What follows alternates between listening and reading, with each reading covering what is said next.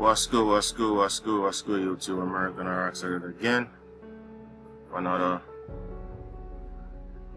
episode of information. You know what I'm saying? I want to say a special shout out to my subscribers, to my viewers. Thank you for viewing, subscribing. Thank you very much. Today I would like to share with you West Indian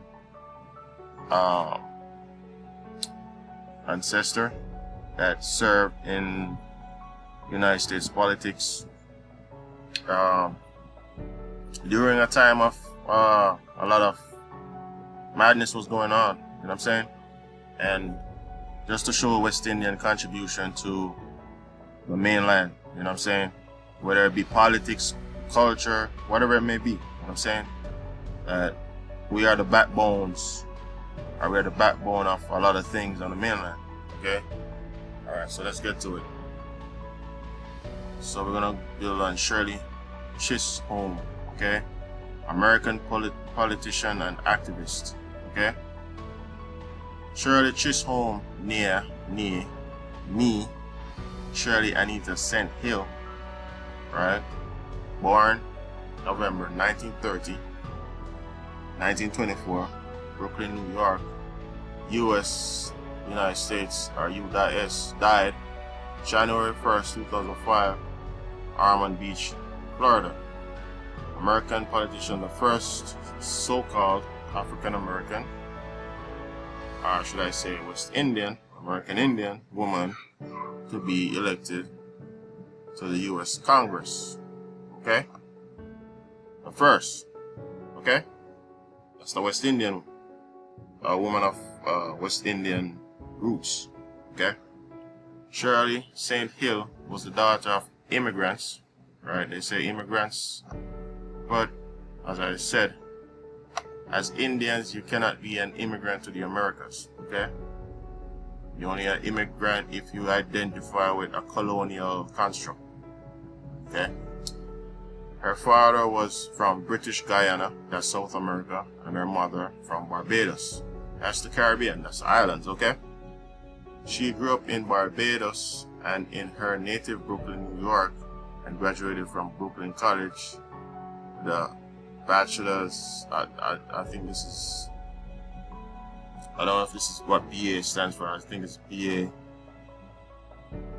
bachelor's, maybe a bachelor's, I don't know, in 1946. While teaching nursery school and serving as director of Friends Day Nursery in Brooklyn, she studied elementary education at Columbia University. Oh, I think this means, I gotta look what B.A means. M.A. and married Conrad Q. Chisholm in 1949 and divorced in 1977. Okay, so Conrad is from the island of Jamaica. Okay, Jamaica. Okay, an education consultant for New York City's daycare division. She was also active with community and political groups, including the National Association for the Advancement of Colored People, NAACP, right? And her district's Unity Democratic Club in 1946 to 1968. She represented her Brooklyn district in the New York State Legislature. Okay? In 1968, Chisholm was elected to the U.S. House of Representatives, defeating civil rights leader James Farmer. In Congress, she quickly became known as a strong liberal who opposed weapons development and the war in Vietnam, and favored full employment proposal as a candidate for the Democratic nomination for U.S. President. So she was one of the nominees for U.S. President in 1962. She won 152 delegates before withdrawing from the race. So she withdrew herself. Okay. That's her image right there. You know, maybe she was put under pressure, you know what I'm saying? Because that's what they do. You know, intimidate our people. But anyways, Chisholm, a founder of the National Women's Political Caucus, right, supported the Equal Rights Amendment and legalized legalized abortion throughout her congressional career. So she supported abortions, it seemed like. So you know she was you know what that means, right? So she was influenced by the eugenics program, right? Okay, that's eugenics. When you see abortions, that's all Margaret Singer, all of that, you know what I'm saying? She lasted from 1969 to 1983.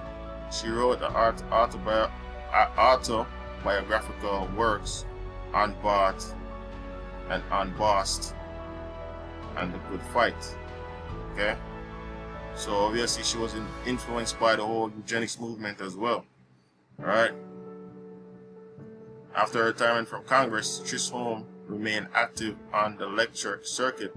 She held the position of Purington Professor at Mount Holyoke College in 1983 to 1987 and was a visiting scholar at Spelman College. In 1993, she was invited by President Bill Clinton to serve as ambassador to Jamaica, okay, but declined because of poor health. Okay, Chisholm was posthumously awarded the Presidential Medal of Freedom. You know what I'm saying? So, Equal Rights Amendment. Equal Rights Amendment, ERA, a proposed but unratified amendment to the U.S. Constitution that was designed mainly to invalidate many state federal laws that discriminate against women. Its central underlying principle was that sex could not determine legal rights of men and women. The text of the proposed amendment stated that equality of rights under law shall not be denied or abridged by the United States or by any state on account of sex. And further, that the Congress shall have the power to enforce by appropriate legislation provisions of this article. The amendment was first introduced to Congress in 1923, shortly after women in the United States were granted the right to vote. Okay? So, under the United States construct, women were not allowed to vote. Alright?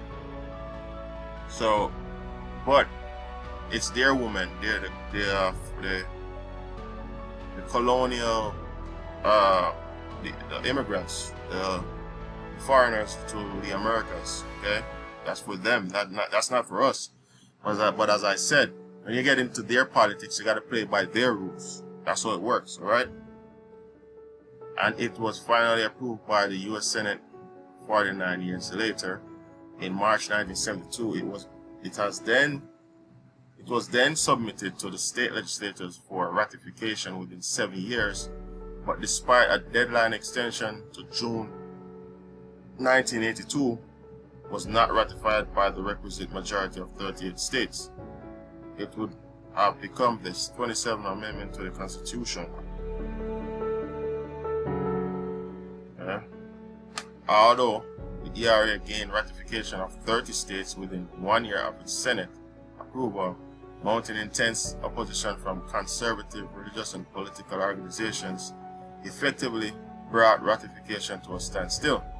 Main objections to the ERA were based on fears that women would lose privileges and protections such as exemption from compulsory military service and combat duty and economic support from husbands for themselves and their children. Okay? Advocate of the ERA, led primarily by the National Organization for Women, maintained, however, that the issue was mainly economic. Now's position was that many discriminatory state and federal laws perpetuate a state of economic dependence among a large number of women. The laws determining child support and job opportunities should be designed for the individual rather than one sex. Many advocates of the ERA believe that the failure to adopt the measure as an amendment would cause women to lose many gains and would give a negative mandate to courts and legislators regarding feminist issues. So basically, I believe the Democratic Party, right?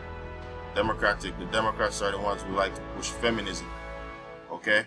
And as I said, if you're gonna be political, if you're gonna be a part of this political construct, you're gonna get caught up in playing their games. Hence why she was supporting the abortion, you know what I'm saying? So she contributed to the National Association for Advancement of Colored People. Okay, so I'm just saying, you know what I'm saying? Not that I'm with none of this stuff. Okay, this is all Masonic stuff, like Prince Hall, right? They're the ones behind this NAACP stuff. Okay, Interracial Americans organization created to work for the abolition of segregation and discrimination in housing, education, employment, voting, transportation, to oppose racism, and to ensure American Indians their constitutional rights. The NAACP was created in 1909 by the interracial group, right? Interracial group consisting of Webb Du Bois, right? So there you go, Webb Du Bois was a Mason, Ida Bell Wells Barnett, right? All these people, you know, they're tied to, well, allegedly they're tied to the Prince Hall. I know Webb Du Bois is, okay? So, yeah, that's, so, for its first 24 years, it was edited by Du Bois. So, in 1910, NAACP began publishing quarterly magazine called The Crisis. For its first 24 years, it was edited by Du Bois. So, a lot of these edits, these books, these you know, back then was edited by Prince Hall Masons, right? So the narrative, they changed the narrative to what it is today. Okay, all of them, most of them, majority of them that's always on the front line, they are associated with the Prince Hall Masonry. All right. So this was just a bill on another contribution from a West Indian, from a lady, ancestor, who has West Indian roots, okay, like Maya Angelou as well. So this was just a insight, overview, just a historical fact check. You know what I'm saying? So thanks for viewing. Support the West Indian Tribal Society, because we are for people who is serious about their culture and wants to reconnect back to mother, you know. So if you're interested, just support. You can support by, we have a GoFundMe going on. Links will be in the description. Shout out to the ICCC Darmanex, with West Indian Tribal Society. Yeah, so this is just a little build, you know what I'm saying? Not major, but something for your mental to contemplate on, okay? Just put some respect on our names, man. That's all we're saying, man. We're not saying worship us, just put some respect. That's all. Peace out.